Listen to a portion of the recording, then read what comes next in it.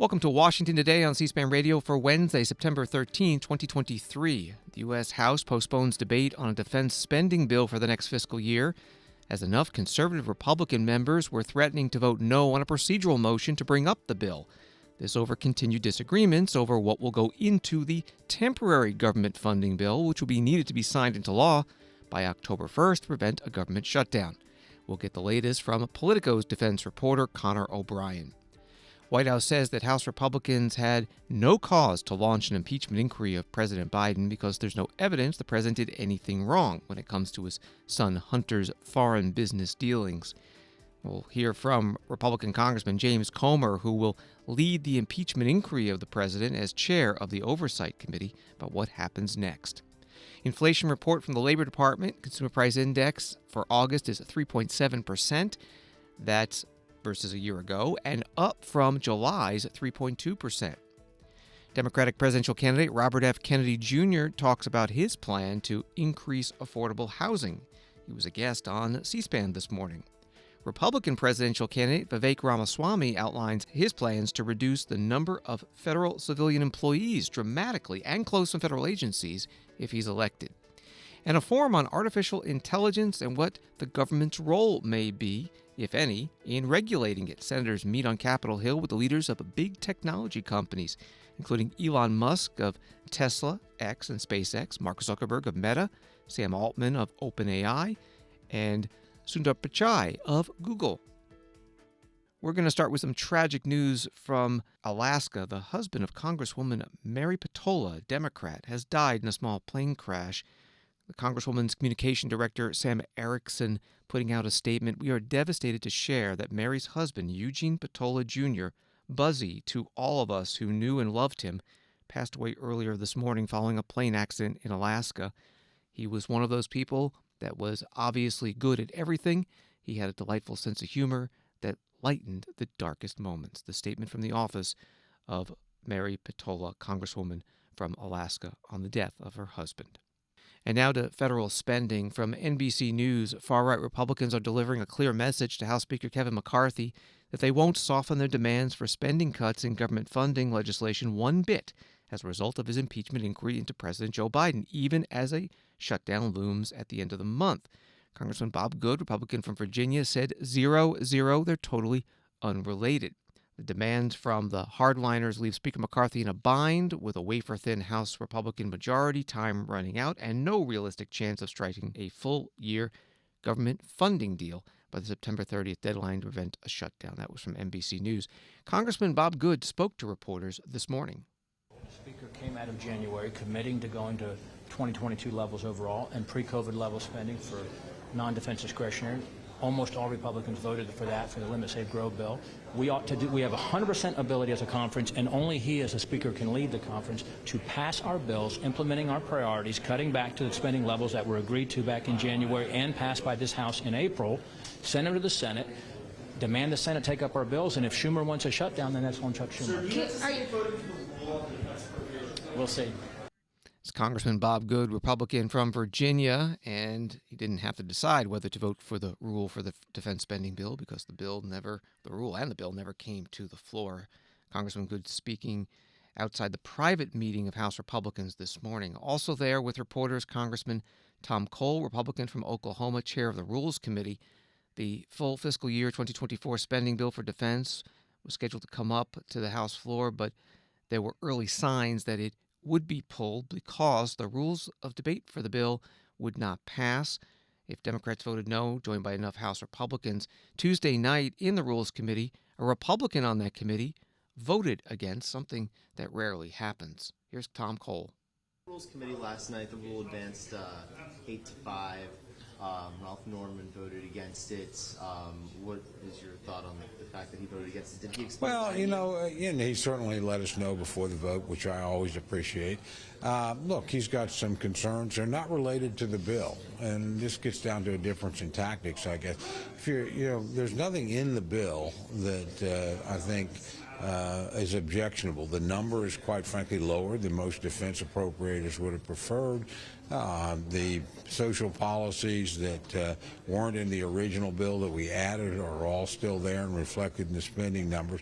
So if you've got a concern, you should fight the battle on that concern, not hold this bill hostage.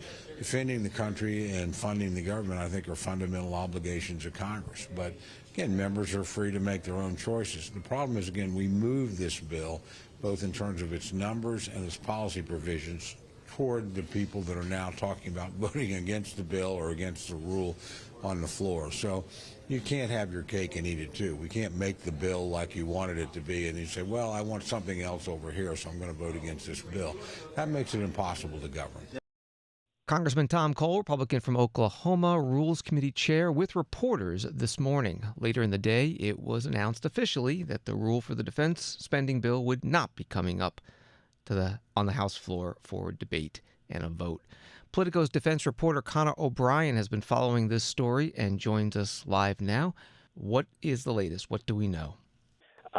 So it's sad this bill is in limbo right now. Republicans had hoped to be well into debate right now.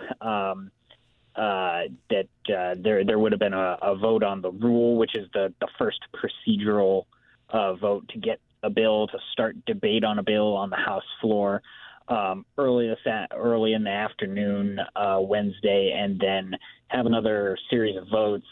They had about 184 amendments teed up and would have gone into tomorrow. But right now, there is this Republican infighting. Conservatives, particularly members of the Freedom Caucus, are pushing Kevin McCarthy real hard on what they want in a stopgap to prevent a shutdown in the spending process, the appropriations process, and are not going to vote yes on a rule to bring the defense bill to the floor. So they're still talking. But it's looking right now like the plug has been pulled on this bill, and I'm not holding my breath for it to come to the floor imminently. Sometimes when these things happen, there are meetings in the Speaker's office with members of, in this case, the Freedom Caucus, and the press knows about those meetings going on. Is that happening now? Leadership has been saying that they're continuing to talk about this. We've seen some kind of interesting huddles. Actually, after the House recessed, they had a vote series early Wednesday afternoon where they swapped in a couple of uncontroversial bills instead of the defense, the rule for the defense bill. And afterward, I looked through the window, saw Drew Ferguson, who's leadership aligned, talking with Chip Roy, Freedom Caucus, and several other members, and it was fairly animated conversation. These talks have been going on, since they came in earlier this week. They were going on Tuesday night while the Rules Committee was still kind of hammering things out, and obviously, continued Wednesday morning when Speaker McCarthy addressed the conference. So they're continuing to work on it, but it's hard to see kind of what the path forward here might be. So there's still a lot of that work to be done, I think, behind closed doors. We're talking with Politico's Connor O'Brien.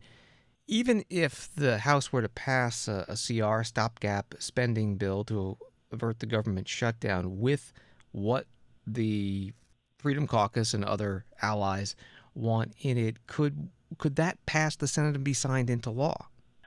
The short answer is no. And the defense appropriations bill that was going to be put on the floor was under a veto threat from President Biden. Republican leaders have included many of these, a lot of controversial riders that have convinced Democrats not to support this bill and any of the other spending bills for that matter. on the defense bill, they take aim at funding for the Pentagon's abortion travel policy, medical treatment for transgender troops, diversity, equity, inclusion programs. So,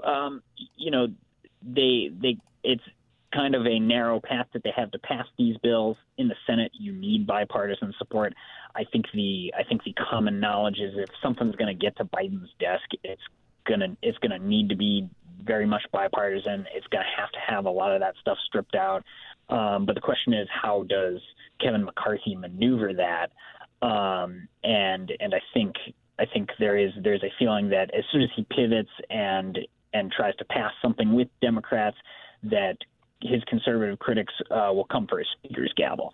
So, we'll have to see how that plays out. But he is so far playing to the conservatives, but at the expense of, passing something that could also pass the Senate. And one more question about the process. We're seeing this play out in real time. You said that Speaker McCarthy is playing to the conservatives, but the defense bill was reported out of committee. The Rules Committee met last night and reported a rule, and it was on the schedule for today. It was only at the last minute that was pulled. So how is he maneuvering with this? Yeah, they were proceeding with it, but they didn't really. It wasn't, I think, established that they had the 218 votes for a rule or to pass the bill. They wouldn't have been able to do a whip check until Tuesday evening when they had floor votes for the first time since July. Obviously, Congress has been gone for all of August. So, there have been – the Freedom Caucus made a lot of these demands on the CR, over the August recess.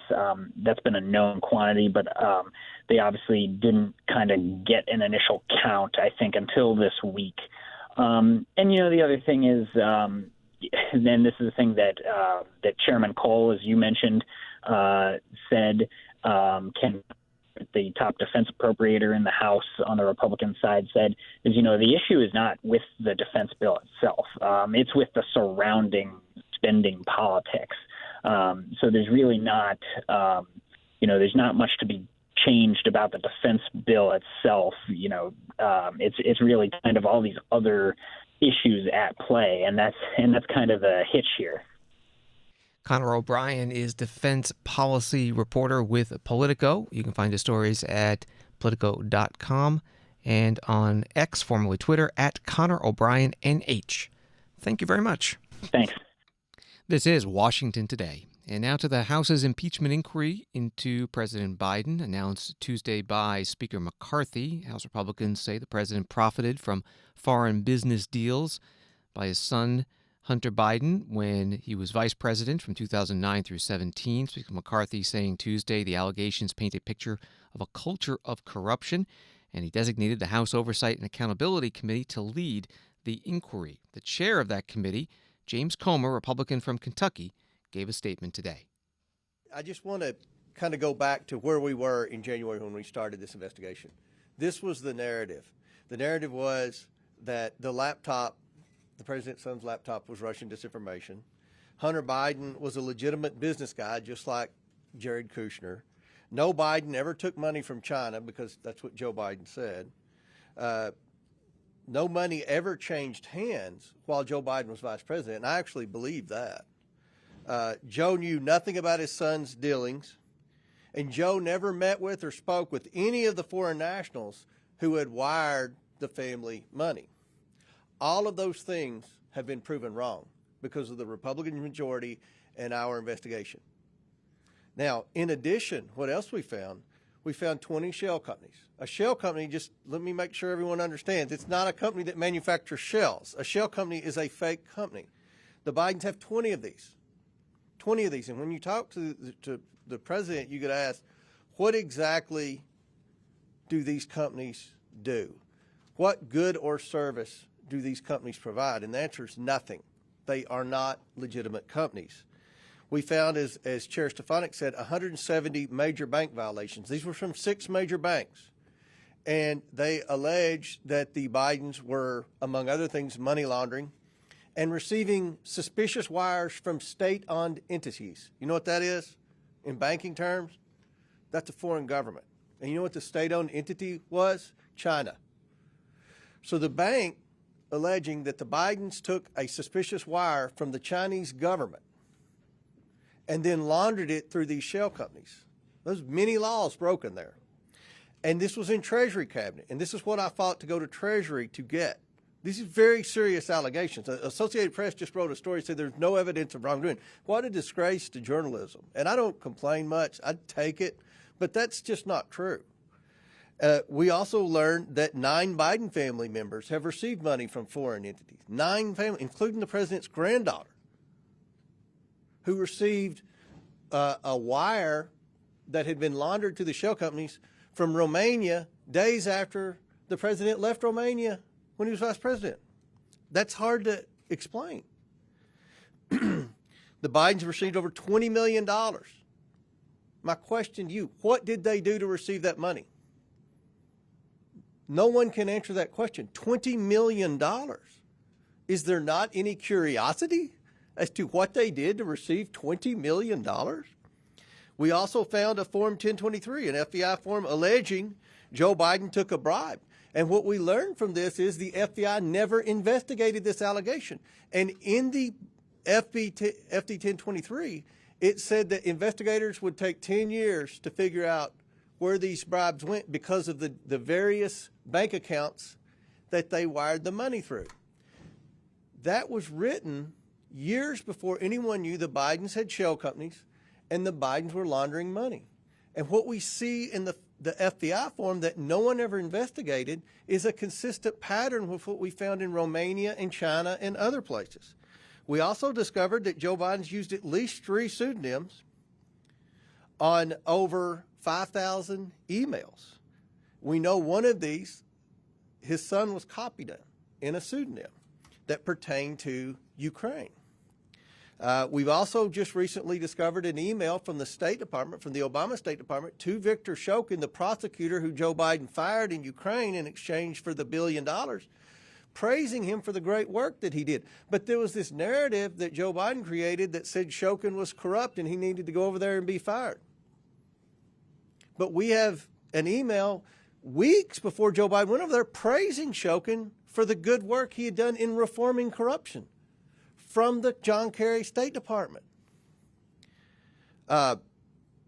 So we also have testimony from Devin Archer saying that at that same time period, Joe Biden went to Ukraine to fire the prosecutor, that Hunter was being squeezed by the owners of Burisma to call D.C. for help. This is all in a timeline here. This is why Speaker McCarthy launched the impeachment inquiry. And I think the CNN poll 2 weeks ago that showed 63% of Americans believe Joe Biden was involved in his family's business schemes is reason why we should be investigating this. Moving forward, we have requested unredacted pseudonym emails from the National Archives. There are over 5,000 of those that we want to review.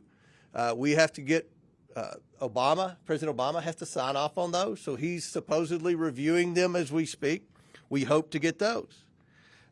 We hope to get the president's son and brother's personal bank accounts. We also want to interview people who have knowledge of some of the things that President Biden may have done in exchange for the millions and millions of dollars that his family received from these foreign nationals. And lastly, we plan on having a hearing in September that will kind of evaluate some of the things that we believe have happened from the Biden family that are in violation with our laws. So with that, I hope I answered some questions as to the evidence that has been found, the purpose as to why we have moved to impeachment inquiry, and the path forward. What I said in January holds true to today. We are following the money, and we will see where that leads us. Thank you, and I yield back. Congressman James Comer, Republican from Kentucky, chair of the Oversight and Accountability Committee at a House Republican Leadership News Conference. His committee will be leading the impeachment inquiry along with the Judiciary Committee and the Ways and Means Committee. Congressman Comer did not stay around at the news conference to take reporters' questions. Over at the White House, the press secretary Karine Jean-Pierre said that there is no evidence of wrongdoing by the president. On impeachment, you just mentioned House Republicans' baseless claims. How confident are you that there will be no evidence that incriminates President Biden and Hunter's business dealings as this goes forward? So let me just give a little bit of a lay down here, because I think it's important. Any specifics to the inquiry, certainly I want to say this at the top, as I said to Darlene, I'm going to refer you to my colleagues at the counsel's office. But I also want to be clear about a couple of things. You know, I just talked about Bidenomics. I just talked about what the president's going to do tomorrow, really deliver a major speech, something that the American people want to hear about. What are we doing to improve their lives, work on the economy? And these are real issues, real priorities for Americans. And like I said, like lowering costs. But what you see Republicans in Congress, right, they have spent all year investigating the president. That's what they have spent all year doing. And have turned up with no evidence, none, that he did anything wrong. I mean, that is what we've heard over and over again from their almost year-long investigation, and that's because the president didn't do anything wrong. Even House Republicans have said the evidence does not exist. The House Republicans have said that. To my friend in the back who just yelled at, which is incredibly inappropriate, but House Republicans have said that it doesn't exist. Their own investigation have actually debunked their ridiculous attacks. And the only reason Speaker McCarthy is doing this political stunt, and we have seen it, you all have reported, is because Majority Taylor Greene has said she threatened to shut down the government. Can you imagine shutting down the government over a political stunt? And we're talking about vital programs that American families need. And she said that because she wanted him to actually do this, and if he didn't, she would shut down the government. And you have Matt Gaetz as well, threatened to oust him as Speaker if he didn't do it. So he didn't even put up for a vote, as you all know, because he knows that even his own members weren't going to support this. So, that's why we call it baseless. That's why I just called it baseless, because they have said themselves that there is no evidence. The evidence does not exist, and this is a political stunt. But here's the thing, and I say this all the time, we look forward to working with Republicans in a bipartisan way to actually deal with issues that matter to Americans, real issues that matter to Americans, not this baseless effort that they have continuing to do that shows no evidence. The White House Press Secretary Karine Jean-Pierre meeting with reporters in the White House briefing room. President Biden had one public event on his schedule, and that was meeting with his cancer cabinet, talking about the administration's goal to reduce cancer death rates by at least 50% over the next 25 years. At the end of his opening statement, and sitting beside him was the First Lady Jill Biden. The reporters did shout questions at him, including, do you have any comment about the impeachment inquiry? He did not answer. House Speaker Kevin McCarthy, in announcing the impeachment inquiry of President Biden, did not stay Tuesday to take reporters' questions. Today, after the morning closed meeting of House Republicans, he did come by the microphone stand outside the room and took those questions. The first question was why he ordered the impeachment inquiry without a vote of the full House, reversing what he had said about a week ago. The Speaker went on to answer by reviewing the information already gathered and the questions still to be answered, much as Congressman Comer's statement that you heard just a bit ago. We pick it up at the Speaker's news conference with the follow-up questions. Wouldn't you want to know the answers to these questions? And if you want to, opinion in 2020 that basically said an inquiry is invalid unless you have the House authorized. You also have a court case that going forward with Nadler, when he went forward when they did not have a vote, when they wanted documents, and the judge said, why do you need these documents? He said, we've got an impeachment inquiry. He said, okay, you could have it. So you've got a court case there. Look. But you told Breitbart 12 days ago that you have a vote, so what changed? You know what's interesting to me? You were a reporter for CNN, correct? Yes. I just laid out to you a lot of allegations based upon the American public. I'm just asking about your words. Why did you change your words? Okay, well, let me answer your question, because I've answered it every single day, and you could answer me every single day.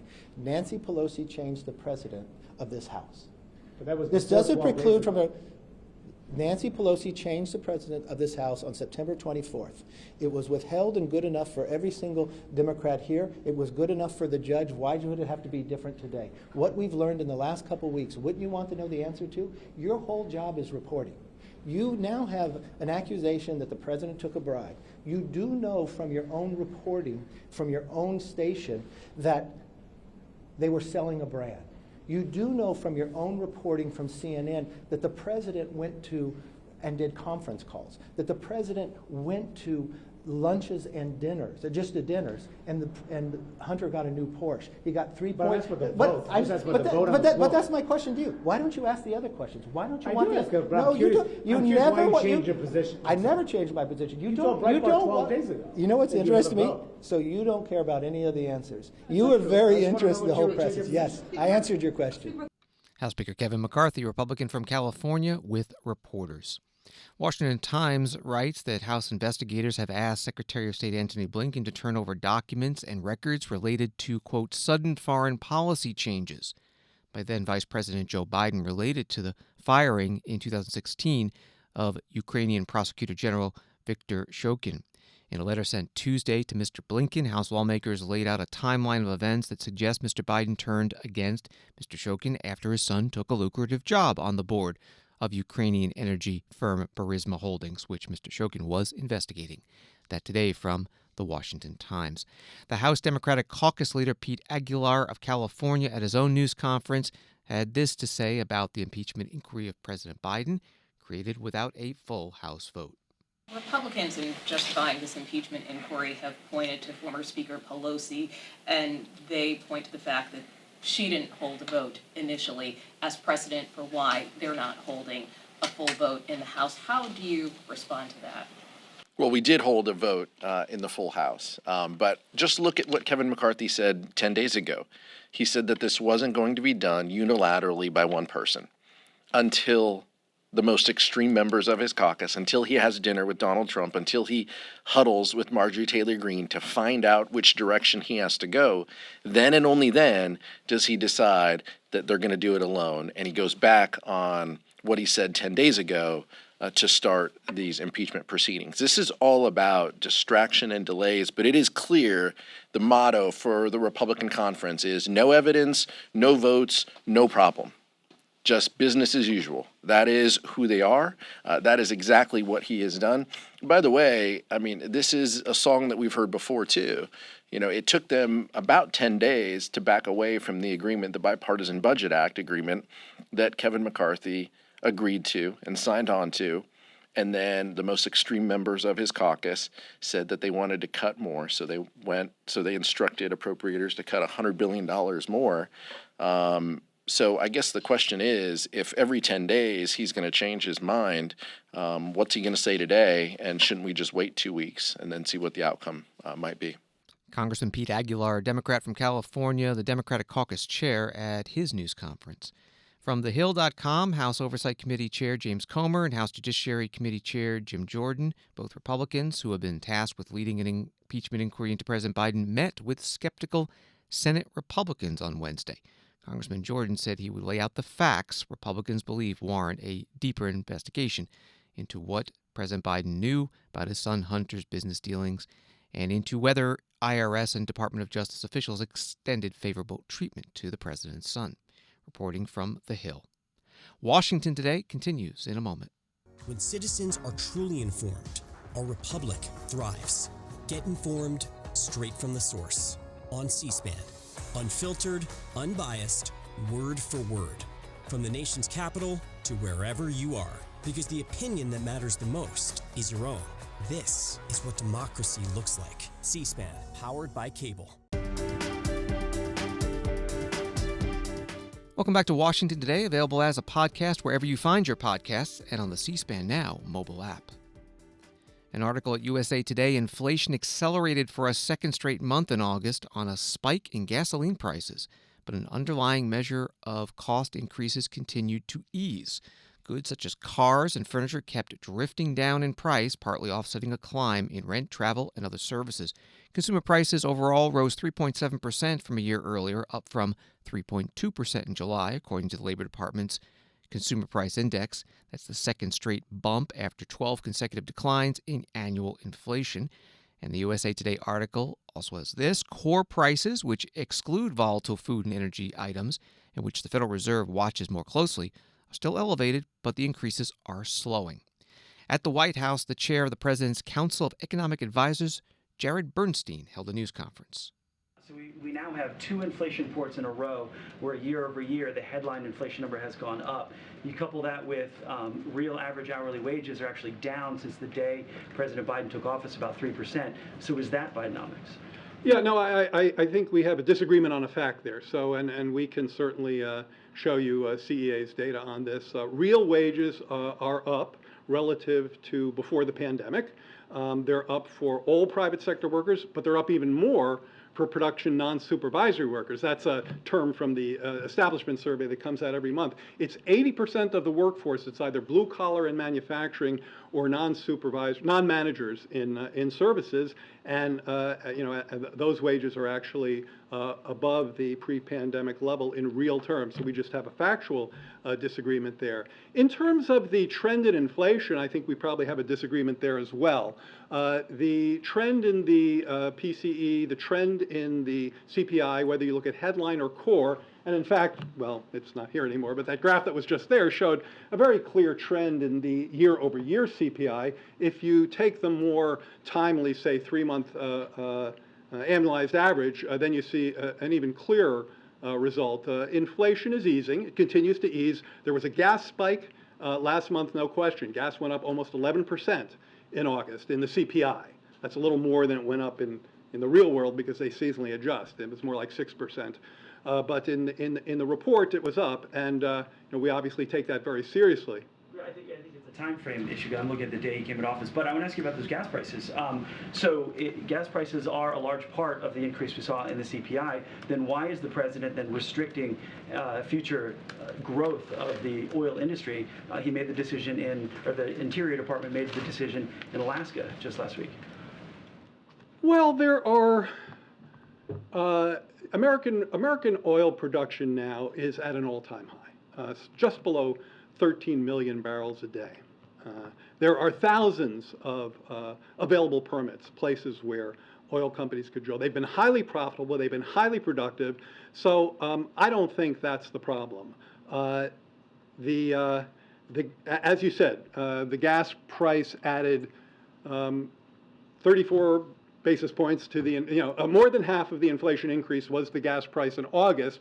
I'm not going to predict gas prices for September because that is folly, but I will tell you there are various sources, which I mentioned a minute ago, putting downward pressure on gas prices in September, including the shift to a less expensive blend and the end of peak driving season. And at the same time, look, along with the fact that American producers are more productive than they've ever been, producing almost 13 million barrels a year, we're going to continue to work largely with anyone who will work with us, but certainly with the congressional Democrats, in cutting energy costs by investing in clean energy and reducing our dependence on foreign countries that don't share our values. I mean, I think that is the right agenda, and that's the one that we're aggressively pursuing. Jared Bernstein in the White House briefing room. He chairs the President's Council of Economic Advisors. Senator John Boozman, Republican from Arkansas, posting on X, formerly Twitter, President Biden's agenda helped drive prices sky high and hasn't delivered the relief he promised. Arkansans can't afford to keep up, much less get ahead under Bidenomics. On Wall Street today, the Dow down 70, NASDAQ up 39, S&P up 5. Robert F. Kennedy Jr. is challenging President Biden for the 2024 Democratic presidential nomination. He was a guest on C-SPAN's Washington Journal program this morning. He said the economy is his top issue, and one of his proposals is to make housing more affordable. And I'll start with housing because the feedback that I'm getting from Americans is that is the biggest issue, or one of the biggest issues. And we have these 3 giant companies that are trying to buy up all the single-family homes in this country, and it's driven the cost of housing from $200,000. The average home in this country 2 years ago cost $215,000. Today it's $400,000, and the interest rates have gone from 3% to 7%. Oh, it's completely out of reach. The fulcrum of the American dream, that if you work hard, if you play by the rules, that you'll be able to afford a house, that you will be able to raise a family, that you can get a summer vacation and put money aside for your retirement. on a single job. That was the American dream. That was the American promise, and that promise is now evaporated. Americans are struggling just to pay their bills. And one of the things that I'm going to do to address that issue is, number one, I'm going to change the tax code to make it less profitable for these giant companies to buy up all our single-family homes. Our kids, when they go out to buy a home, are competing with BlackRock, which is paying interest rates that are 30% below the richest people in our country. And these companies are trying to buy up all our homes. We are on track now that 60% of the single-family homes in our country will be owned by corporations within 6 years. This is as I said, this is a feudal model and a colonial model. And one of the other things I'm going to do is I'm going to create a housing boom in this country and allow Americans to compete with BlackRock. And I'm going to do that by creating a class of single-family home mortgages at 3%. You know, if you have a rich uncle who will co-sign your mortgage, you can get a much better rate because the bank is basing your interest rates not on your lousy credit score, but on your rich uncle's high credit rating. So I'm going to give everybody a rich uncle, which is Uncle Sam, and I'm going to create a class of mortgages at 3% for single-family home buyers who will live in that community and work in that community. I'm going to give the first $500,000 to teachers, our most important profession, a neglected and beleaguered profession, so that they can live in the communities where their children are. I'm going to finance that by selling Treasury bills at 3% tax-free. So this is not going to add to the deficit. And I'm going to allow Americans to now compete against these giant corporations that are buying up all of our housing stock. That will bring the average price of a mortgage down to $1,000 a month, which is affordable for most Americans. Robert F. Kennedy Jr. is a Democratic presidential candidate. On C-SPAN's Washington Journal program this morning, you can find the full discussion, runs about 40 minutes, at our video library at cspan.org. A Morning Consult poll about a week ago of potential Democratic presidential primary voters found Robert F. Kennedy at 9%, with President Biden leading at 76%. Morning Consult poll this week for the Republican presidential nomination finds Donald Trump ahead with 57%, and in third is Vivek Ramaswamy with 9%. And he was in Washington, D.C. today, talking about his proposal to reduce the federal workforce, which is about 2 million employees, by about 75%. He wants to eliminate some federal agencies, including the FBI, Bureau of Alcohol, Tobacco, Firearms, and Explosives, Education Department, and the Food and Nutrition Service in the Agriculture Department. Here is Vivek Ramaswamy. What's happened in the last century, and it did begin with Woodrow Wilson, the godfather of the modern administrative state, perpetuated by FDR, further exacerbated then by presidents and leaders of both political parties, is that we saw a gradual waterfall of political responsibility in this country, moving away from Congress and the Senate and the U.S. presidency towards three-letter government agencies that wield the most political power in the federal government, despite having the least political accountability, through unelected bureaucrats who have no backstop of actually being accountable to the public. I often think about the standard we should measure how well we're doing as a country is how Thomas Jefferson, George Washington, Alexander Hamilton, John Jay, John Adams, how would they feel if they were walking around Washington, D.C. today? And these are men, by the way, who deeply disagreed with a lot of questions relating to the founding of our republic, but they agreed on one thing, that at the very least the lawmakers and policymakers we elected should actually be the ones making public policy in this country. So against that backdrop, today I'm here to announce how we will revive the promise of that constitutional republic with 3 branches of government rather than 4. That is the purpose of our meeting today. And we're going to get into a level of detail that is to this point in the last half century, unprecedented, which I believe will spawn nothing short of not incremental reform, but a revolution, a revival of the ideals of the American Revolution in how we actually restore that constitutional republic.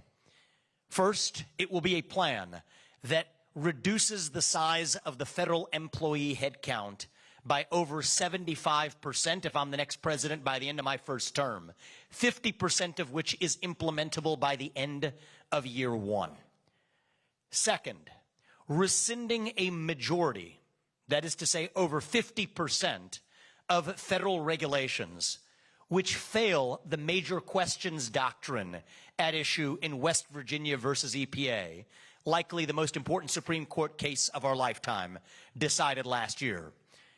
And third, the president's power to use executive authority to shut down redundant federal agencies and to reorganize the federal government accordingly. Republican presidential candidate and businessman Vivek Ramaswamy today in Washington, D.C. NBC News interviewed him this week about this plan, and they have this in their article. Vivek Ramaswamy predicted the legal challenges he would face would center on civil service protections for career officials. His understanding is that they apply to individual employee firings, not mass layoffs. Senator Mitt Romney of Utah, the 2012 Republican presidential nominee, announced today that he will not seek re-election to the Senate in 2024. In a video, he said the leading presidential candidates of the Republican and Democratic parties should do the same. I've spent my last 25 years in public service of one kind or another. At the end of another term, I'd be in my mid-80s. Frankly, it's time for a new generation of leaders.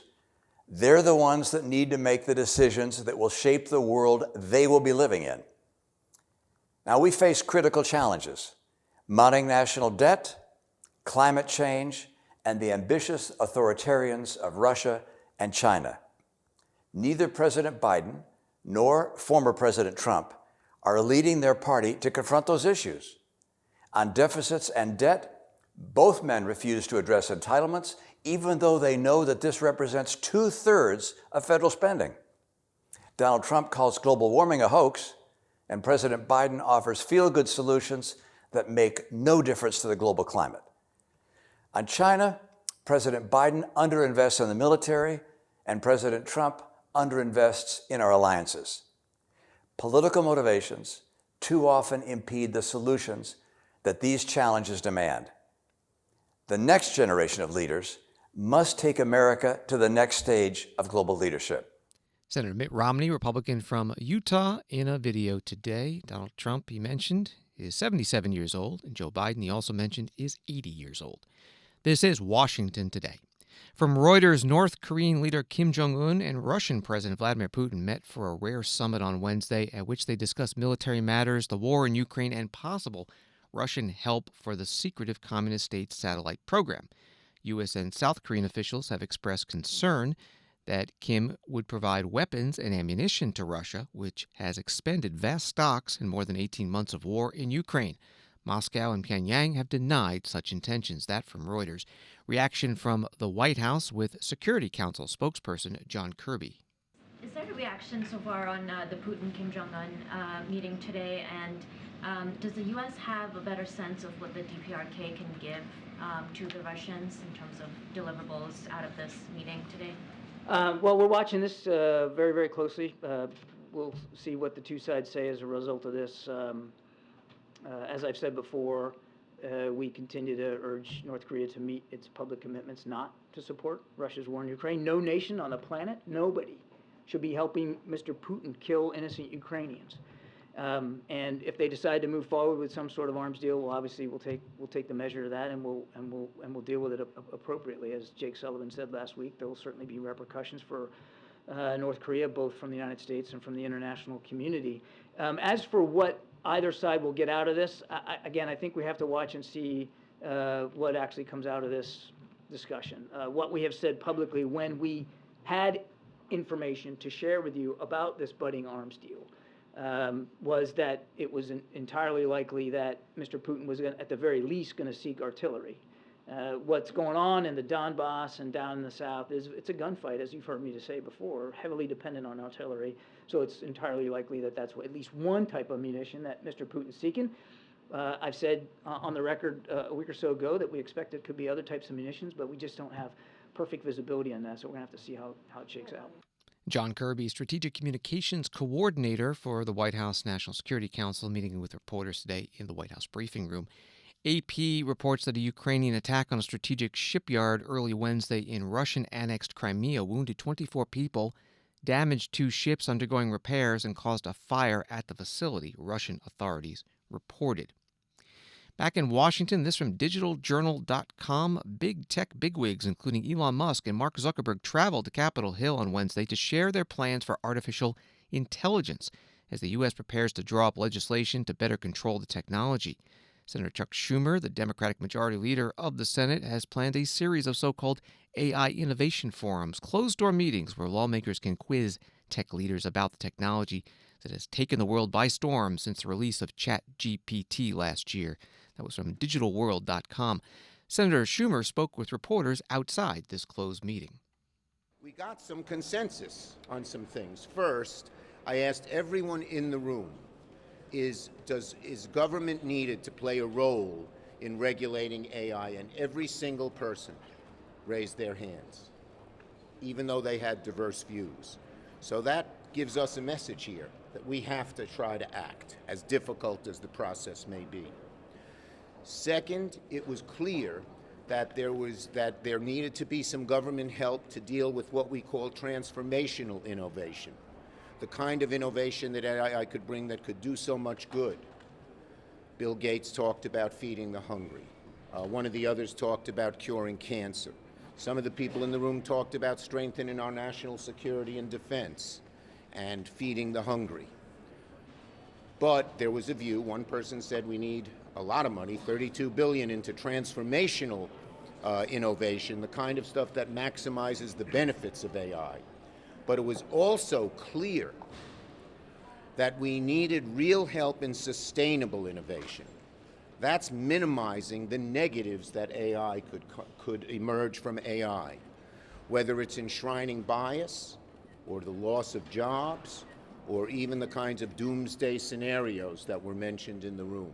And only government can be there to put in guardrails. Because even though some of the companies in this room said they were going to try to implement some of these things themselves, and many had joined the voluntary guidelines that the White House issued, it's clear that there will be rogue companies and other companies that will not go along on their own, and that will bring down everybody. They'll go seek a lowest common denominator. The Senate Majority Leader Chuck Schumer, Democrat from New York, standing beside other senators who were in that briefing on artificial intelligence with the leaders of the big tech companies. Standing beside him, both Republicans and Democrats. The leader said that 60 of 100 senators showed up for this forum. At a separate time, Senator Dan Sullivan, Republican from Alaska, spoke with reporters. What did you learn in the forum? So, huge opportunities, curing cancer, education, and huge risks. And I think that was the big tension. Risks that people are talking about, civilization-sized risks. Maybe not so big in terms of the percentage, but very smart people have concerns about some very big risks. So, and then the other tension I think in the room there is open source, right? Is this open to everybody versus a more closed system? And it's the same issues with regard to risk and reward. And then finally, one area of agreement, American leadership is critical. Won't happen without American leadership. You don't want China leading on this. I think that's, I would say, unanimous. And the applications for national security are very, very, very big. And you know, in my world, someone who focuses on that a lot, 10 years ago, I think a lot of these tech companies had an aversion to working with the Pentagon, which was a problem. I think that's changing. I think that's healthy for the national security of our country. And that issue came up as well because the applications with regard to national security are enormous as well. But I would just say overall, very good discussion, a lot of smart people. Overall, some agreement on some things, but some good debate between the different participants.